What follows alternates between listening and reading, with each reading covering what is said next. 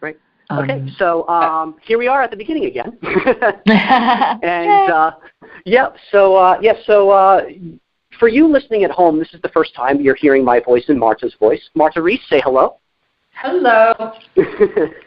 So the one thing I want to impress upon anybody listening at this point is everything you're going to hear and everything you're going to read as part of this Most Meaningful Conversation series and the Karmic Margin Call Project release is that it's very informal. This is a conversation we're having over the phone. It's not a professional recording because the focus is on process over product. As a matter of fact, my son is right here in the living room playing his piano while we're speaking. So. Getting started early. Yep, so absolutely. So there's really the kind of thing is, if you're preparing for something, I want to say give yourself permission to say this is the time. Whatever you're preparing for, you're ready. This is the time to do it.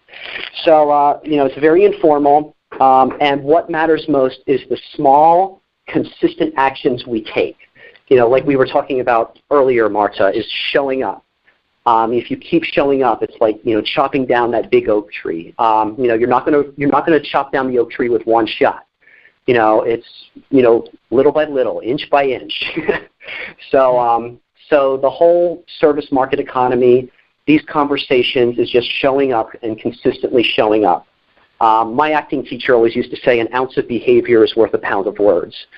So when we go through these most meaningful conversations, I'm sure that the listener and our partner listening to this at home will start to understand what that means by really consistent action. And then the last thing I wanted to say is whatever happens now and in the future, let the conversations, let the partnerships, let the friendships define what happens next. If you go in with too much of a plan, there's a lot of resistance. Nobody wants to feel like that they're being coerced or manipulated or even subtly directed in a direction that they're not ready for or they want to go.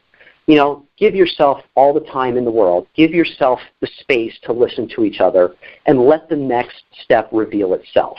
So those are really the only three things I wanted to emphasize here at the very beginning. As my son plays his masterpiece symphony back there. Yes. But Marta, before our listener goes on this journey with us, is there anything you want to say or anything you want to say to whoever's listening at home about what we've already been through and just your general impressions? Well, I think you were spot on when you talk about listening and silence. I've just been recently asked.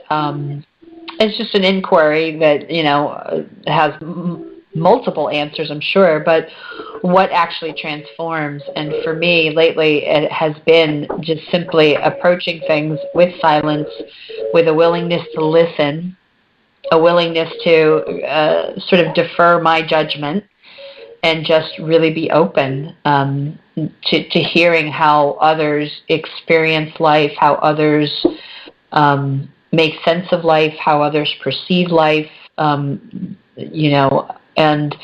I have found that just in that act of listening, that something does begin to transform. And I have direct experiences of that. When I shared with you earlier today about working with the End Violence Project and going into maximum security prisons and simply just allowing us, or myself in this matter, listening. And I think most people often forget that is another, like the front and the back of the hand, that in communication, there's the front and back of the hand of there's talking and then there's listening. And I think most often we forget. And a big thing that you specifically, Mike Schumann, have taught me is the power of asking big questions. Yeah. Mm-hmm.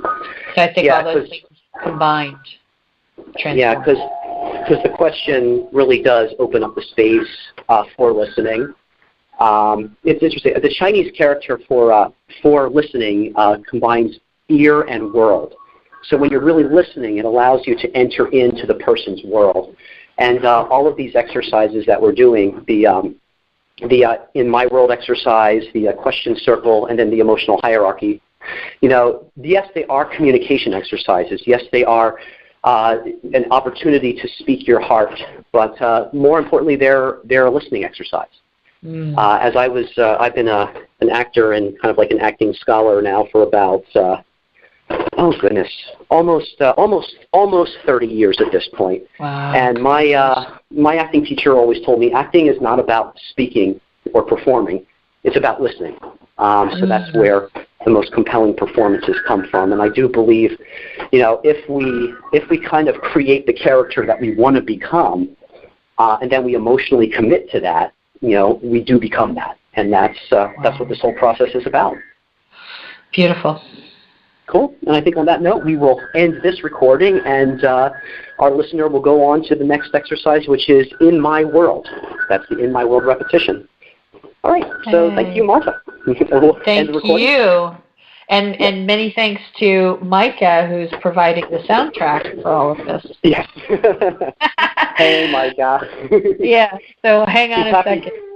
He's so happy crawling around right now.